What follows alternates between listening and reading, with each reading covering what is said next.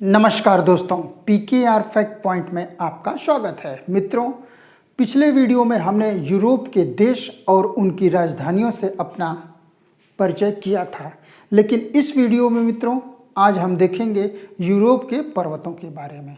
Europe के पर्वत बहुत महत्वपूर्ण हैं, इनसे निश्चित रूप से परीक्षाओं में सवाल आते रहते हैं। तो मित्रों, पर्वत पढ़ने से पहले हम ये बता दें कि पर्वत मुख्यतः 3 प्रकार के होते हैं। एक होता है वलित पर्वत यानी कि फोल्डेड माउंटेन, एक होता है ब्लॉक पर्वत और तीसरा होता है आपका अवशिष्ट पर्वत। वलित पर्वत में जब 2 तरफ से प्रेशर लगता है स्थलाकृतियों पे, तो जो बीच का हिस्सा ऊपर उठ जाता है दबाव के कारण, उसी को हम वलित पर्वत या फोल्डेड माउंटेन कहते हैं। ब्लॉक पर्वत में खिंचाव की शक्तियों के द्वारा जो पर्वत निर्माण की घटना होती है, उसमें एक तरफ से अवरोध उत्पन्न हो जाता है और पर्वत ऊपर की तरफ उठ जाते हैं, यानी कि रास्ते को ब्लॉक कर देना। तो जब ब्लॉक हो जाता है तो ऊपर उठ जाता है, तब उसको ब्लॉक पर्वत कहते हैं। और अवशिष्ट पर्वत कभी न कभी नवीन पर्वत रहे होंगे, लेकिन घिस घिस के ये जो है एकदम से अवशिष्ट मतलब बचा हुआ हिस्सा ही बचते हैं। इसका सबसे बढ़िया उदाहरण आपको भारत में अरावली पर्वत मिलेगा।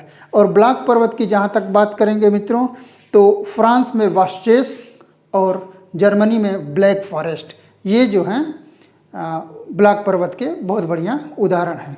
तो मित्रों, यूरोप में हम सबसे पहले यूके से शुरू करेंगे। और आप कुछ सिमिलरिटी है, मतलब कि जो यूरोप के 2-3 पर्वत ऐसे हैं जिसके नामों में सिमिलरिटी है। उस सिमिलरिटी के कन्फ्यूजन का फ़ायदा उठा के ही अक्सर परीक्षाओं में ये सवाल पूछे जाते हैं और लोग गलत करके आते हैं। तो हम सबसे पहले आपको यूके ले चलते हैं। मित्रों देखिए, ये मैप में मैंने दिखाया था, ये यूके है। यूके में एक पर्वत है जिसका नाम है पेनाइन पर्वत।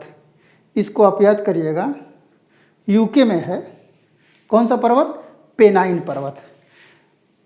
पेनाइन पर्वत कहाँ है? यूके में। इसको आप गौर से देखिए और इसको याद करने का प्रयास करिए, ठीक है। इसकी अवस्थिति आप अपने मैप में देखिए। इसके बाद मित्रों आप चले आइए थोड़ा सा नीचे, फ्रांस में ये पर्वत देखिए मित्रों, ये इस पर्वत का नाम है पिरेनीज पर्वत जो है फ्रांस और ये स्पेन है, इसकी सीमा पर स्थित है। पिरेनीज पर्वत फ्रांस और स्पेन की सीमा पर स्थित है। इसके अलावा मित्रों थोड़ा सा और पूरब में दक्षिण की तरफ जाइए तो ये जो स्पेन का उत्तरी हिस्सा है, इसमें एक पर्वतमाला है जिसे आप कैंटाब्रियन की पर्वतमाला कहते हैं, कैंटाब्रियन की पर्वतमाला।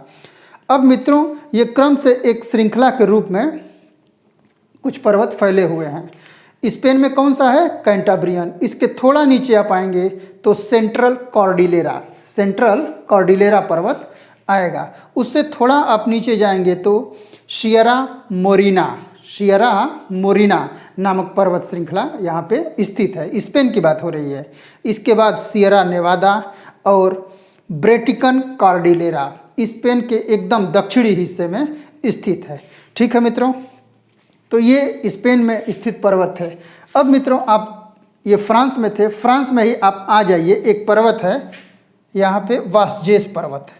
मित्रों ये ब्लॉक पर्वत का उदाहरण है। और वास्जेस पर्वत जो होता है ये फ्रांस और जर्मनी और स्विट्ज़रलैंड के त्रिकोण पे है। मुख्य रूप से यह ज़्यादा फ्रांस में स्थित है, इसलिए जब परीक्षाओं में पूछा जाता है तो इसे आप फ्रांस में ही निशान लगाएंगे। यहीं पे मित्रों स्विट्ज़रलैंड स्थित है। और स्विट्ज़रलैंड और फ्रांस की सीमा पे एक पर्वत है जिसे हम जूरा पर्वत के नाम से जानते हैं।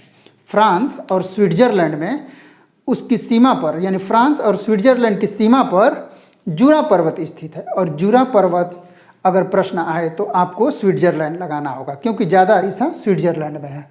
अब मित्रों देखिए, ये इटली है पूरा, ये इटली है और ये फ्रांस है। इटली, फ्रांस, ऑस्ट्रिया में फैला हुआ एक पर्वत है, बहुत ही लंबी श्रृंखला है और इसका नाम है आल्प्स पर्वत। मित्रों यह एक नवीन पर्वत का उदाहरण है, आल्प्स पर्वत। यह फ्रांस, इटली, ऑस्ट्रिया और कुछ हिस्सा स्विट्ज़रलैंड में भी इसका फैला हुआ है, आल्प्स पर्वत का। अब आप इटली में ही नीचे की तरफ चले आइए, नीचे ये देखिए, ये अपेनाइन पर्वत है। आपने इंग्लैंड में पेनाइन पर्वत को पढ़ा था, ये अपेनाइन पर्वत है, ठीक है मित्रों, तो इटली में जो पर्वत है वो अपेनाइन है या एपिनाइन है, और जो इंग्लैंड में या यूके में जो स्थित है उसे पेनाइन कहते हैं। ठीक है, तो कंफ्यूज मत होइएगा, ये इटली में स्थित पर्वत जो है वो अपेनाइन पर्वत है। अब मित्रों इतना हो गया। अब इसके बाद आप ये एड्रियाटिक सागर आइए। एड्रियाटिक सागर को आप पार करके जैसे ही आप एड्रियाटिक सागर के किनारे आप जाएंगे तो जो स्लोवेनिया, क्रोएशिया, बोस्निया हर्जेगोविना और मांटेनिग्रो स्थित है, वहाँ पे आपको एक पर्वत श्रृंखला मिलेगी जिसे आप दिनारिक आल्प्स पर्वत के नाम से जानते हैं। ये देखिए, मार्कर को गौर करिए, दिनारिक आल्प्स पर्वत की ये श्रृंखला है और ये कई देशों में स्थित है, जैसे स्लोवेनिया, क्रोएशिया, बोस्निया हर्जेगोविना, मांटेनिग्रो, यहाँ तक आपका फैला हुआ है। इसके अलावा ये जो पेनाइन पर्वत की बात हुई थी, यह इटली में एकदम दक्षिण तक स्थित है। अब मित्रों आप थोड़ा गौर करिए, आप चले आइए ग्रीस में। ग्रीस में एक पर्वत है जिसे पिंडस पर्वत के नाम से आप जानते हैं। ये पर्वत है ग्रीस में, पिंडस पर्वत। कहाँ स्थित है? ग्रीस में। ग्रीस में कौन सा पर्वत है? पिंडस पर्वत। और यहाँ पे आपको नहीं दिखाई दे रहा होगा, जो ग्रीस का सबसे दक्षिणी हिस्सा है, पेलोपनीश उसका नाम है, उस पर्वत का नाम है पेलोपनीश। ठीक है, अब पिंडस पर्वत आप देख लिए ग्रीस में। अब चले आइए आप बुल्गारिया में। बुल्गारिया में एक पर्वत है जिसका नाम है रोडोप। बुल्गारिया में रोडोप पर्वत है। इसके अलावा काला सागर के पास ही ये बुल्गारिया, रोमानिया में फैला हुआ एक पर्वत है जिसे आप बाल्कन पर्वत के नाम से जानते हैं। ठीक है मित्रों, अब बाल्कन पर्वत के बाद आप थोड़ा और पूरब की तरफ जाइए तो यहाँ आपको काकेशस पर्वत मिलेगा। काकेशस पर्वत। इसी काकेशस पर्वत पर यूरोप की सबसे ऊंची चोटी माउंट एल्बुर्ज, काकेशस पर्वत पर विश्व की, मतलब कि यूरोप की जो सबसे ऊंची चोटी है जिसे माउंट एल्बुर्ज कहते हैं, स्थित है। अब मित्रों यहाँ से आप काकेशस पर्वत से आप थोड़ा इस साइड चले आइए, जहाँ पे आपको मिलेगा पोलैंड, यूक्रेन और रोमानिया। इनकी सीमाओं पर एक पर्वत स्थित है जिसे कारपेंथ्रिया पर्वत कहते हैं।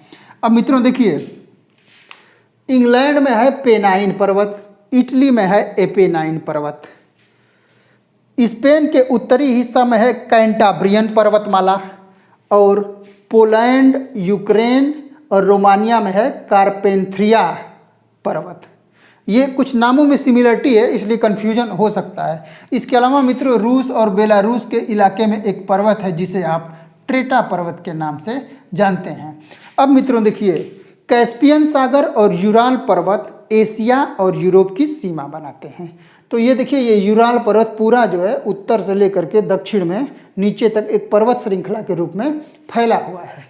ठीक है मित्रों, अब आप ट्रेटा पर्वत जो रूस और बेलारूस में फैला हुआ है, कि इसके बाद आप आ जाइए और एक पर्वत है जिसे आप जोलेन पर्वत के नाम से जानते हैं। मित्रों यह जोलेन पर्वत जो है नॉर्वे और स्वीडन के साथ सीमा बनाता है, और ये नॉर्वे से लेकर के और एकदम उत्तरी हिस्से आर्कटिक तक जो है एक पर्वत श्रृंखला फैली हुई है जिसे आप स्कैंडोनेवियाई पर्वत श्रृंखला के नाम से जानते हैं। ठीक है मित्रों, अब देखिए मित्रों, जर्मनी के पूर्वी हिस्से पे ब्लैक फॉरेस्ट है और जर्मनी के पश्चिमी हिस्से पे वास्जेस पर्वत है जो फ्रांस से सीमा भी बनाता है।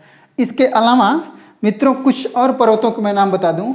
ब्लैक फॉरेस्ट जैसा कि आप जानते हैं जर्मनी में स्थित है, और एक ज्वालामुखी पर्वत है जिसका नाम है माउंट टिटलिस, और ये स्थित है स्विट्जरलैंड में। और यह माउंट टिटलिस जो है एक ज्वालामुखी पर्वत है, याद रखिएगा, ज्वालामुखी पर्वत।